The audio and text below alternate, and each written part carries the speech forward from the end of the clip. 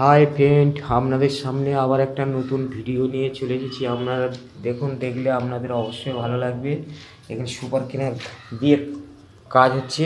কাজের কোয়ালিটিগুলো ভালো হবে, মালের কামড় নেবে বেশি, মাল ছাড়বে না। এই সুপার সেট দিয়ে কাজ করছি, আপনারা দেখুন।